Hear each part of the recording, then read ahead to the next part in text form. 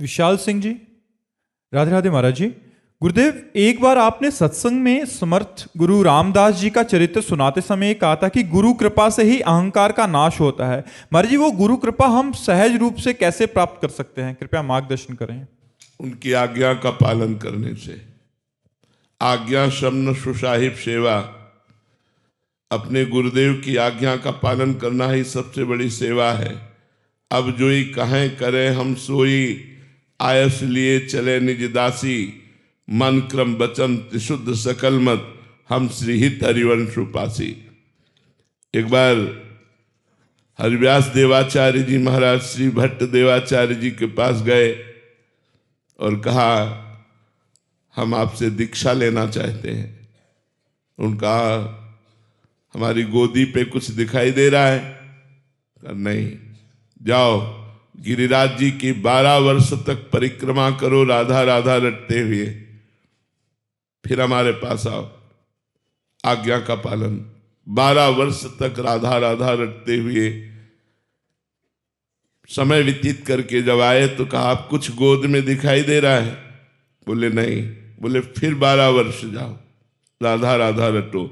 24 वर्ष राधा राधा रटते हुए गिरिराज जी की रोज परिक्रमा लगाते हुए अपने गुरु आज्ञा का पालन किया। जब आए 24 वर्ष बाद तो बोले, गुरुदेव आपकी गोद में श्यामा श्याम विराजमान है, ये दिखाई दे रहे। बोले हाँ, अब आओ दीक्षा देते हैं। पहले सिद्ध कर दिया, फिर दीक्षा दी। गुरु की आज्ञा ही सबसे बड़ी सेवा है।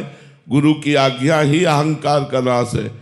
बोले 12 वर्ष परिक्रमा करके राधा राधा रटते हुए समय व्यतीत किया। बोले फिर जाओ 12 वर्ष।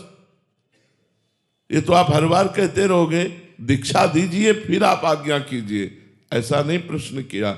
जो आज्ञा हुई उस पर तत्पर हो गए तो अहंकार का भी नाश हो गया, भगवत साक्षात्कार हो गया।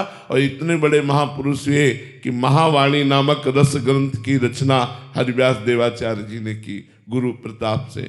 तो जो गुरु की आज्ञा का पालन करता है वही गुरु सेवक है। जो गुरु सेवक है वो अहंकार रहित तो हो ही जाता है, क्योंकि गुरुदेव की कृपा इस सबसे बड़े दुश्मन अहंकार पर रहती है। अहंकार नष्ट हो गया तो संस्कृति चक्र नष्ट हो गया। ये जो पुनरपि जननम पुनरपि मरणम पुनरपि जननी जठरे शयनम चक्र है, ये इसका मूल जो है वो अहंकार है। संस्कृति मूल सूल प्रद नाना, सकल शोक दायक अभिमाना, ताते करे कृपा निधि दूरी, सेवक पर ममता अति भूरी। इसलिए कृपा निधि इष्ट और कृपा निधि गुरुदेव पहले उपासक के अहंकार का नाश करते हैं। जो निरहंकार हो जाता है तब वो चिदानंद रस का अधिकारी बनता है। महाराज जी, आपने गुरु आज्ञा की बात कही अभी। महाराज जी, एक सवाल था इसमें कि गुरु आज्ञा का मतलब किसी और से परीक्षण कराना चाहिए? समकालीन मतलब उनके समान संत भी हों तो गुरु आज्ञा कर दिया तो दूसरे से जाके पूछते हैं महाराज। ये अपराध है, ये अपराध है, क्योंकि दूसरे संत उसको किस रूप में लेते हैं। अगर सुलझा हुआ महापुरुष है तो सीधे बोलेगा, गलत। आप गुरु आज्ञा पर प्रश्न कैसे उठा दिए?